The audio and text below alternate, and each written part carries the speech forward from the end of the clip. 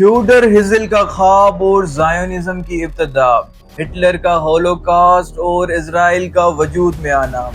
ان سب سے لے کر فلسطین کے بچوں کی شہادتوں تک آج تمام چیزیں اس ویڈیو میں بیان کی جائیں گی، تو ویڈیو کو آخر تک ضرور دیکھیں۔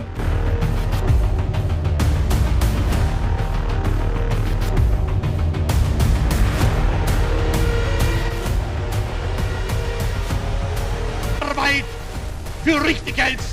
ob du glaubst, dass ich fleißig gewesen bin, dass ich gearbeitet habe, dass ich mich in diesem Jahr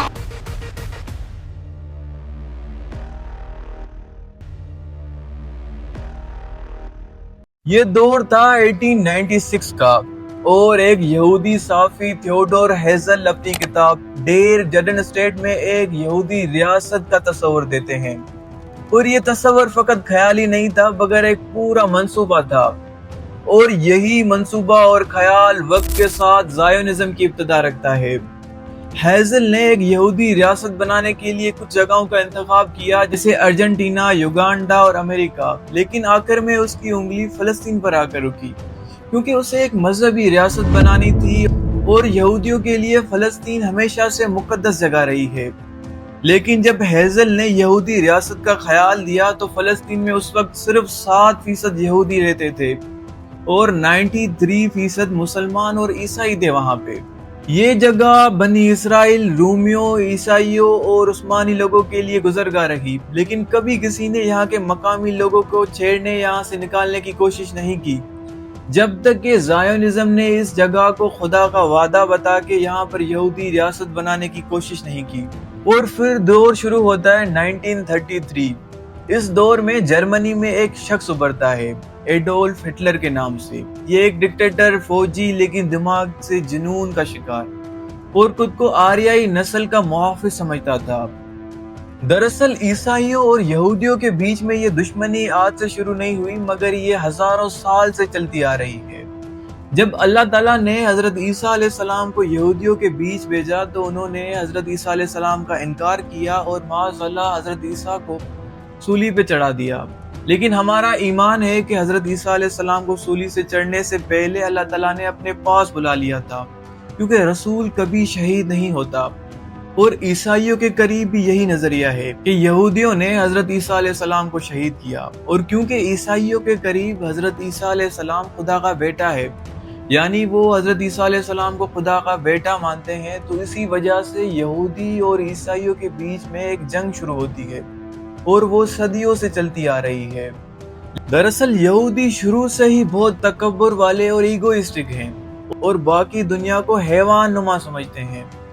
اور جو کہ ان کے علاوہ باقی لوگ ہیں ان کو وہ جینٹائل یا گوئمز کہہ کے پکارتے ہیں، یعنی کہ حیوانات نما انسان، یعنی وہ کہتے ہیں کہ ہم خدا کی پسندیدہ قوم ہے اور باقی تمام لوگ حیوان ہیں۔ تو اسی وجہ سے ان پر وقتاً بوقتاً عذاب آتے رہے۔ آپ جب تاریخ کا ملاحظہ کریں گے آپ کو پتہ چلے گا کہ 1290 میں ان کو انگلینڈ سے، 1306 میں ان کو فرانس سے، اور پھر 1492 میں ان کو اسپین سے ذلیل و خوار کر کے نکالا گیا اور جلا وطن کر دیا گیا۔ یہ جب بھی کسی جگہ پر متحد ہوتے اور جمع ہوتے تو کوئی نہ کوئی ان پر عذاب آتا، اور پھر یہ بکھر جاتے دنیا بھر میں۔ اب یہ تو ایک مذہبی مسئلہ ہے ان دونوں قوموں کے بیچ، لیکن اس کے علاوہ اور بھی مسائل تھے، جیسے ایک معاشی مسئلہ۔ اب جیسے کہ مسلمانوں کے قریب سود حرام ہے، اسی طرح سے عیسائیوں کے قریب بھی سود حرام ہے، لیکن یہودی کیا کرتے تھے، جب وہ یورپ میں آباد ہونے لگے تو وہاں کے لوگوں کو سود پہ پیسے دیتے اور ان کو کہتے کہ آپ کاروبار کرو اور ہمیں سود دو۔ اسی طرح سے وہ یورپ کی معیشت کو اپنے قبضے میں لے رہے تھے۔ یہ بالکل اسی طرح ہے جیسے ابھی پاکستان نے IMF سے لون لیا، اور لون لیتے لیتے سود کے ساتھ اب قرضہ اتنا زیادہ ہو گیا ہے کہ پاکستان اس وقت معاشی غلام بن گیا ہے۔ اسی طرح وہاں پہ یہودی عیسائیوں کو اپنا غلام بناتے جا رہے تھے۔ اسی وجہ سے وہاں کے عیسائیوں کے اندر بہت زیادہ جذبات ابھرنے لگے کہ یہودی ہمارے دشمن ہیں اور ہمیں غلام بناتے جا رہے ہیں۔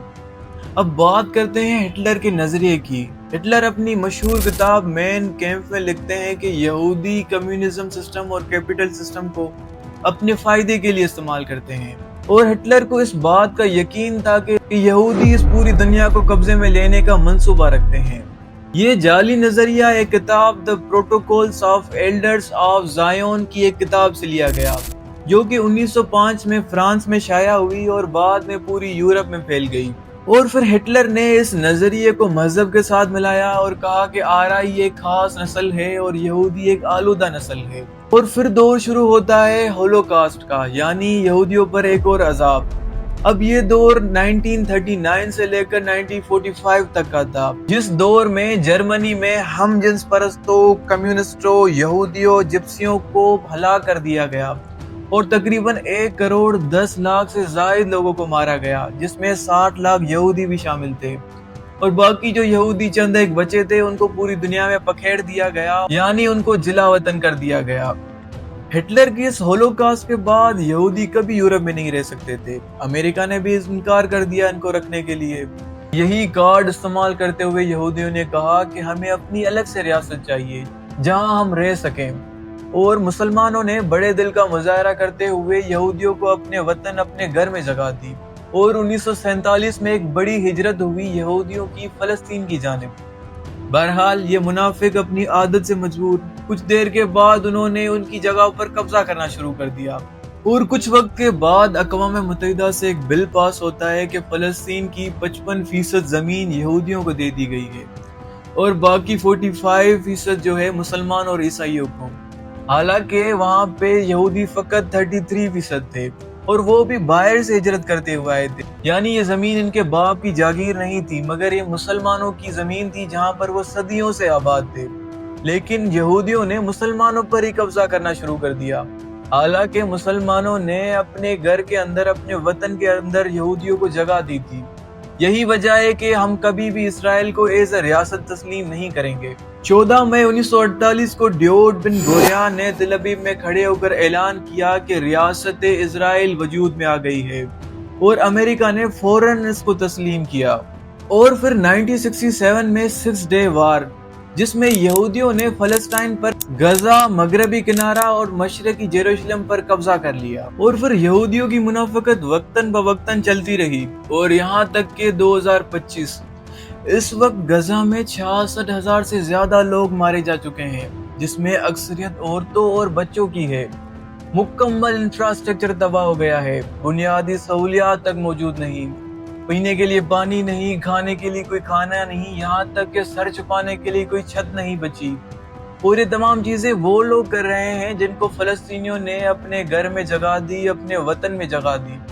اور بات یہاں تک ختم نہیں ہوتی۔ اسرائیل نے اب تک دنیا بھر میں 6 ملکوں پر حملے کر چکا ہے،